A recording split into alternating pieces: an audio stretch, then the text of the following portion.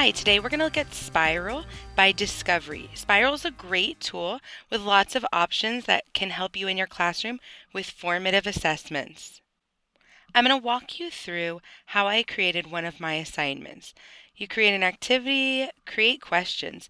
There's so many different choices: opened, closed, polls, multiple choice. You can have a canvas, have students annotate, or include audio responses. So many choices for different students. I came in here and I chose annotate. So I created a question about our first and third person point of view standards that we're learning in reading. I build the question and then I get to upload an image. The image allows them, I just chose a piece of text, to write and show me their thinking. I simply upload it into Spiral and then the students are able to write on it. I also wanted to include a variety of questions. So I included a couple open questions to gauge their understanding of first person and third person. One tip I have that has actually been really helpful is to create questions that judge students' understandings. For this, at the beginning, I created a poll. So, at the beginning of the lesson, how do you feel? I wanted students at the very beginning of the lesson to tell me, I feel great, I need help, or I don't get this yet. At the end of the poll, I create the same question, but I give them a little bit of tips. I give them some ideas for what they can do next. So I ask them, now that we've finished this lesson, how do you feel about the standard? And it says, great, I'm ready to start my work. Or, I need some help. Can I come to a small group? Or, hey, I feel okay about it. Can I work with a partner? By giving students these check-in points, it gives the student the opportunity to reflect on their feeling, but also to come up with what they can do next. One of my favorite parts about Spiral is their open response questions. This has been a game changer in my classroom, and I'll show you in just a second. So I created a question asking the students to write in first person about what they were seeing in the text. And when they write like this, it allows me the opportunity to see what each student is thinking. In class normally they just raise their hand. Unfortunately, I can't call on all of my students to make sure that they know what's happening.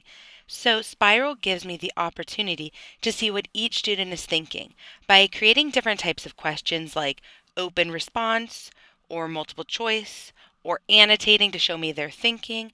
I can really get a gauge on what students are thinking in the classroom while I'm teaching.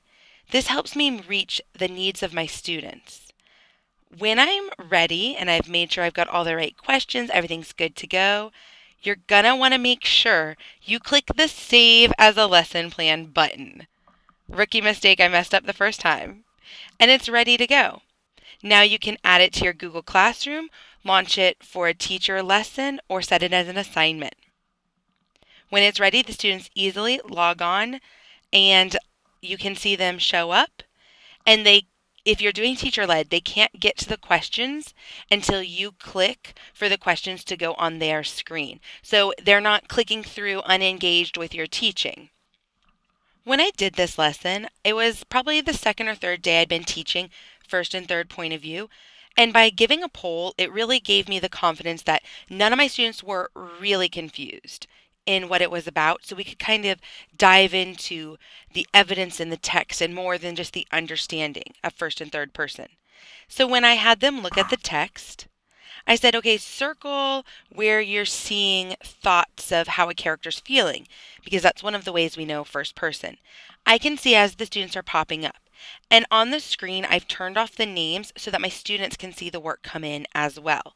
One of the reasons I like seeing the work come in is so that I can share students' works. So I can click on it, it comes up on the screen, and I can highlight that this work is correct, and oh, I like how you're thinking. On the bottom left, I can click correct if a student was right, and it sends them a star immediately. Or I could click improve if the student maybe missed the mark a bit and needs to go back and do their work. The bottom bar is awesome for knowing how many students have turned in their work. And then I switch over and I go to multiple choice, first and third person, getting a gauge on how my students are understanding. I can reveal the answers.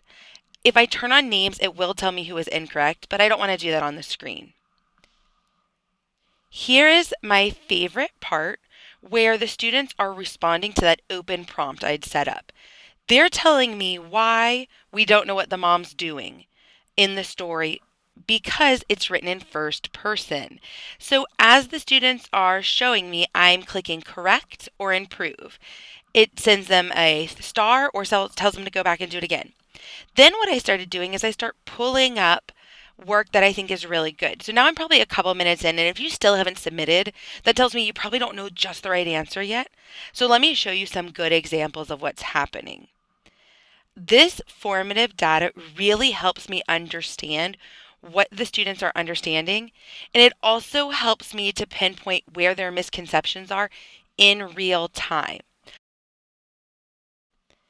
Spiral by Discovery is a fantastic tool for formative assessments. There's so much more than I even talked about here.